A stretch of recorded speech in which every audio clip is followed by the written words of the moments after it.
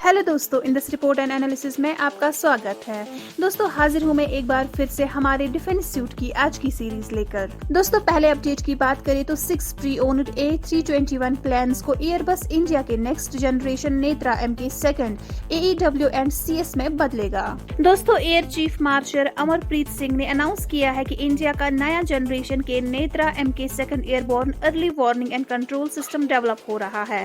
इस प्रोजेक्ट में 6 पुराने एयर इंडिया से लिए गए A321 को advanced AEW and CS platforms में बदला जाएगा। एयरबस डिफेंस एंड स्पेस को इस ट्रांसफॉर्मेशन का लीड कॉन्ट्रैक्टर चुना गया है। ये एयरक्राफ्ट एयरबस के military aircraft design and engineering department में मैड्रिड के गेटाफे में पूरा ट्रांसफॉर्म किया जाएगा। पैसेंजर जेट से सोफिस्टिकेटेड एयरबोर्न सर्विलेंस सिस्टम्स में कन्वर्ट होगा।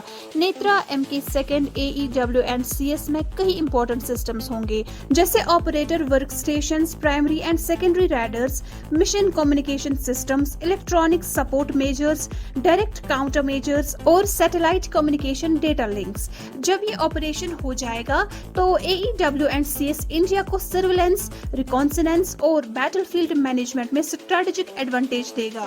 दोस्तों, बढ़ते हैं एक और अपडेट की ओर। DRDO ने इंडिजिनस एरो इंजन कंपोनेंट्स की प्रोडक्शन में एक बड़ी कामयाबी हासिल की है। जी हाँ दोस्तों, defence research and development organisation ने इंडिया के एरोस्पेस इंडस्ट्री में एक इंपॉर्टेंट ब्रेक थ्रू किया है, जहां उन्होंने एरो इंजन्स के लिए इंडिजीनियस हाई प्रेशर कंप्रेसर यानी HPC ड्रम्स डेवलप किए हैं। ये टेक्नोलॉजी इंडिया की फॉरेन सप्लायर्स पर डिपेंडेंसी को कम करती है और डिफेंस मैन्युफैक्चरिंग में सेल्फ रिलायंस को मजबूत करती है। HPC ड्रम्स जीरो इंजन्स के क्रिटिकल कंपोनेंट्स होते हैं जो ऑपरेशन के दौरान एक्सट्रीम स्ट्रेसेस और टेम्परेचर्स को सहते हैं।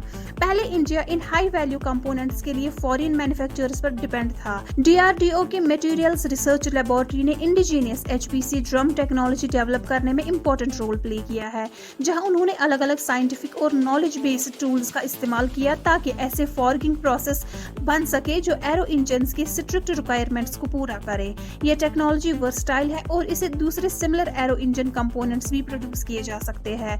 ये अचीवमेंट अलग अलग एजेंसीज की कोलैबोरेटिव एफर्ट्स का नतीजा है, जैसे defence metallurgical research laboratory, Hindustan aeronautics limited, Mishra Dhatu Nigam limited, centre for military airworthiness and certification and directorate general of quality assurance. दोस्तों, एक और अपडेट की बात करें, अनमैन्ड कॉम्बैट एरियल व्हीकल्स का प्रोग्राम राफेल F5 स्पेसिफिकेशन का हिस्सा बनकर शुरू होगा। जी हाँ दोस्तों, French minister of the armed forces and veterans affairs Sebastien Lecornu ने अनाउंस किया है कि अननेम्ड कॉम्बैट एरियल व्हीकल का डेवलपमेंट शुरू होगा, जो फ्यूचर राफेल F5 स्टैंडर्ड को 2030 के बाद कंप्लीमेंट करेगा।